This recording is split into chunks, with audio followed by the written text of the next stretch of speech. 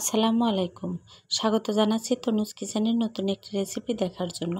আজকের রেসিপি হলো কুমড়ো পাতার বড়া। এই রেসিপিটি হলে ঘরে আর কোনো তরকারি না থাকলেও চলে। এই এক পদ দিয়েই এক প্লেট ভাত অনায়াসে খাওয়া যায়। আর রান্না করাটাও অনেক সহজ। তো চলুন শুরু করা যাক। কুমড়ো পাতার বড়া বানানোর জন্য আমি 1 কাপ মসুর ডাল ভালো করে ধুয়ে 1 ঘন্টার জন্য ভিজিয়ে রেখেছিলাম।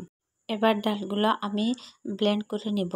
এজন্য একটি ব্লেন্ডারের মধ্যে আমি ডালগুলো দিয়ে দিচ্ছি। সব ডালগুলো দিয়ে দেওয়া হয়ে গেলে এর মধ্যে দিয়ে দিচ্ছি 3টা কাঁচামরিচ, 1 চা চামচ হলুদের গুঁড়ো, 1 চা চামচ মরিচের গুঁড়ো, 1/2 চা চামচ জিরার গুঁড়া, দিয়ে দিচ্ছি 1 চা চামচ আদা আর রসুনের পেস্ট, স্বাদ মতো লবণ। এখন দিয়ে দিচ্ছি 1/2 কাপেরও কম পানি। সব কিছু দিয়ে দেওয়া হয়ে গেলে আমি ভালোভাবে ব্লেন্ড করে নিব। আমার ডাল ব্লেন্ড করা হয়ে গেছে। এখন একটি পাত্রে ঢেলে নিব।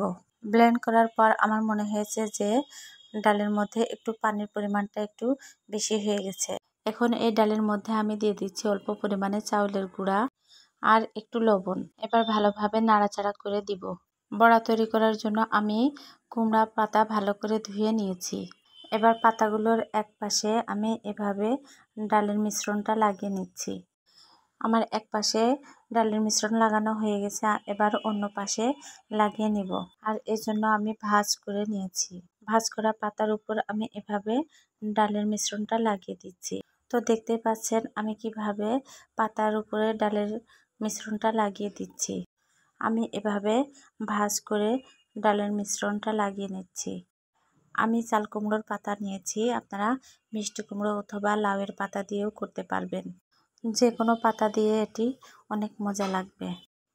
তো আমার একটা পাতা হয়ে গেছে, আমি আপনাদের সুবিধার্থে আমি আরেকটাও করে দেখাচ্ছি। প্রথমে পাতার এক পাশে ডালের মিশ্রণটা ভালোভাবে লাগিয়ে নিচ্ছি। তারপর পাতার এক সাইড ভাঁজ করে এর উপরেও ডালের মিশ্রণটা লাগিয়ে দিব। এরপর আরেক পাশ ভাঁজ করে ওই পাশেও ডালের মিশ্রণটা লাগিয়ে দিচ্ছি। এভাবে ভাঁজ করে ডালের মিশ্রণটা সব জায়গায় লাগিয়ে দিতে হবে। আমি যেভাবে করছি আপনারাও এভাবে দেখে দেখে করে নেবেন। কথা বলতে বলতে আমার সবগুলো পাতার ডালের মিশ্রণ লাগানো হয়ে গেছে। এবার কুমড়ো পাতার বড়াগুলো ভেজে নিব। আর এজন্য কড়াইতে পর্যাপ্ত পরিমাণে তেল দিয়ে গরম করে নিয়েছি। এবার এক এক করে বড়াগুলো দিয়ে দিচ্ছি।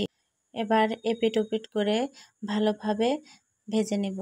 ভাজার সময় চুলার জালটা মিডিয়াম টু লো হিটে থাকবে।